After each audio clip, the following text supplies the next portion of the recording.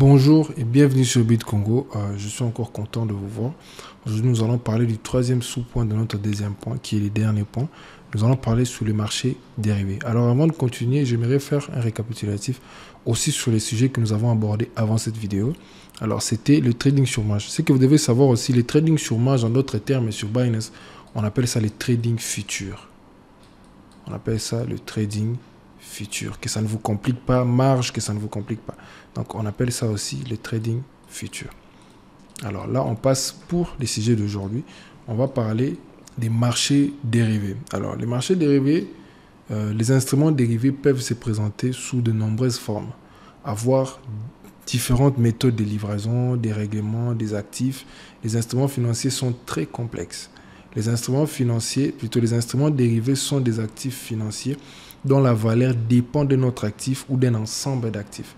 Les plus courants sont les actions, les obligations, les marchandises, les indices boursiers et les crypto-monnaies. Comme vous l'avez vu dans la première vidéo où on avait parlé d'instruments financiers, on avait défini ça, on avait dit que les instruments financiers pour les dérivés, c'est lorsque ils sont basés, tu vois, sur la valeur, dont la valeur dépend de notre actif. Donc, vous voyez, par exemple, les actions en bourse, ça dépend des entreprises qui sont derrière, vous voyez. Et il y a les obligations, ce qui dépend aussi de l'État. Il y a des marchandises qui dépendent des commerçants. Il y a les indices boursiers qui dépendent des ensembles des entreprises. Il y a aussi des crypto-monnaies qui dépendent des marchés. Voilà. Les produits dérivés en lui-même est essentiellement un contrat entre plusieurs parties. Son prix dépend de l'actif utilisé à titre de référence.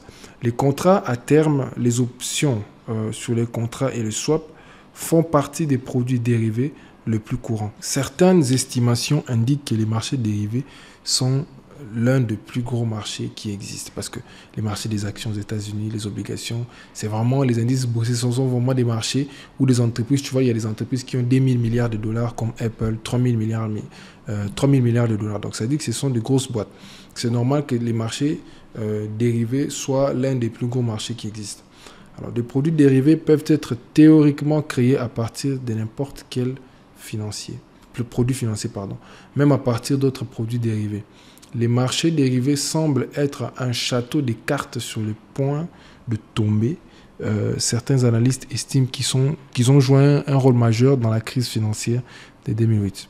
Alors, comme vous pouvez le voir, les marchés dérivés, ce sont des marchés dont la valeur dépend tout simplement de notre actif ou d'un ensemble des actifs. Et il y a des choses comme ça aussi dans les crypto-monnaies. Ça veut dire qu'on a par exemple les dual investments. Dual investment, ça veut dire que tu peux investir sur les prix des deux cryptos à la fois. Ça existe. Tu peux investir sur les prix en même temps du Bitcoin et de l'Ethereum. Si les Bitcoin montent de 10%, l'Ethereum monte de 20%, ton argent fait 30%.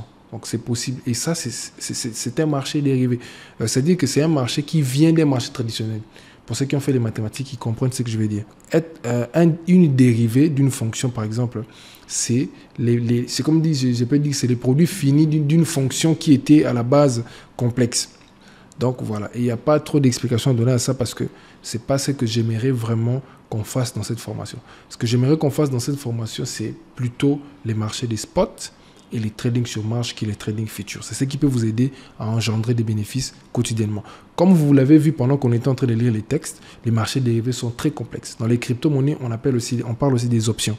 Et c'est très complexe et avec des ordres différés, avec la livraison différée, c'est très complexe pour les débutants. Mais sinon, vous pouvez vous en enquérir, vous pouvez essayer d'aller chercher et creuser plus si ça vous intéresse.